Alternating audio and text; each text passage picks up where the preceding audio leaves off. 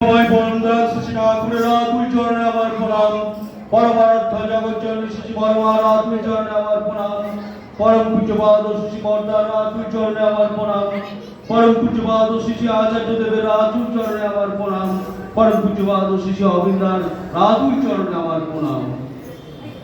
আজকে এই সৎসঙ্গে উপস্থিত আমার শ্রদ্ধেয় সভাপতি ঋত্বিক দাদা ও শ্রী ঠাকুরের পূর্ত পবিত্র পাঞ্জাদারি কর্মী এবং আমার ইষ্ট ভ্রাতা এবং ভক্তিময় মায়েদের আমার আনন্দিত জয়গুরু।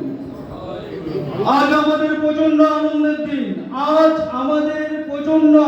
দিন। আমরা আনন্দে প্রতিপদ থেকে আত্মহারা। কেন? আমাদের পথের প্রদর্শক, যিনি পথ দেখিয়ে দেন, শুধু দেখিয়ে দেন না, কাজে করে দেখিয়ে দেন, তার জন্মদিন। আমরা সবাই মিলে বলবো, উই লাভ আচার্যদেব। আমরা তোমাকে ভালোবাসি আচার্যদেব, মনের হৃদয়ের অন্তঃস্থল থেকে ভালোবাসি। যিনি করে দেখিয়ে দেন এরকম ঘটনা। ঠাকুরকে কিভাবে ভালোবাসা যায়? একটা উদাহরণ দিতে, একটা বাচ্চা মেয়ে, ওই যে বয়সে ছোট ছেলেটা যাচ্ছে, একটা বাচ্চা মেয়ে তার মায়ের হাত থেকে ছেড়ে সেই ঘেরা রোগের মধ্যে ঢুকে গেছে। তখন সবাই হুলুস তুলুস কাণ্ড পড়ে গেছে। তখন সবাই বাচ্চাটিকে আটকাবার জন্য ব্যস্ত। আচার্যদেব হাত নেড়ে থামালেন, ওকে বাধা দিও না।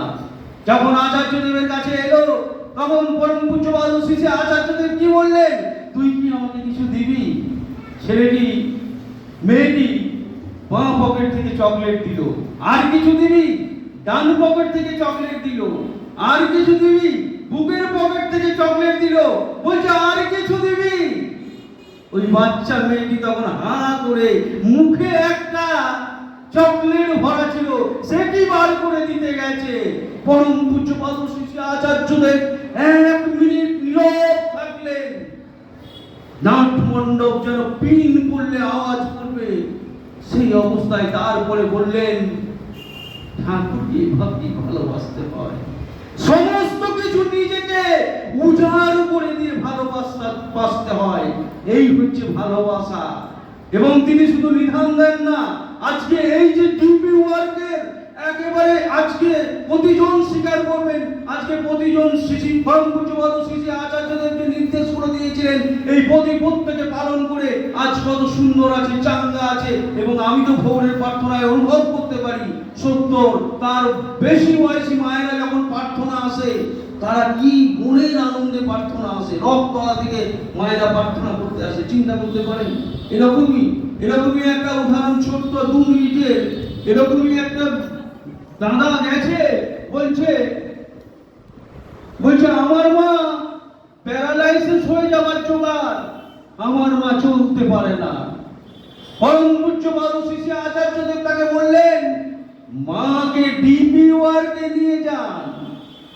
বললো আমার মা চলতেই পারে না, মাকে ডিপি ওয়ার্কে নিয়ে যান। ওই লোকটি চলে যাওয়ার পর আরো 1 মাস পর ঠাকুর বাড়ি গেছে। তখন পরম পূজ্যপাদ শ্রী আচার্যদেব বলছে, আপনার মা কেমন আছে? বলছে আমার মায়ের তো প্যারালাইসিস হয়ে যাওয়ার জোগাড়, এখান থেকে ওখান যেতে পারে না। আবারও বললেন, মাকে ডিপি ওয়ার্কে নিয়ে যান। তার 1 মাস পর যখন গেল, ওই ভদ্রলোক জিজ্ঞেস করলো, ওই ভদ্রলোককে দাদা পরম পূজ্যপাদ শ্রী আচার্যদেব জিজ্ঞেস করলো, মা কেমন আছে? তখন ওই লোকটি বলল, আমার মা এখন ডিপি ওয়ার্কে সবারই আগে যায়। বাকি 25-30 জন মা আমার মায়ের পেছনে যায়। এই হচ্ছে আমাদের পরম প্রিয় আচার্যদেব, যিনি একটাই নীতি ফলো করেন, ধরো বড় হও পাও। আমরা সবাই বলবো, মনের অন্তঃস্থল থেকে বলবো, আমরা তোমাকে ভালোবাসি আচার্যদেব। উই লাভ আচার্যদেব। প্রতিপদ থেকে ভালো থাকবেন। জয় গুরু, জয় গুরু, জয় গুরু।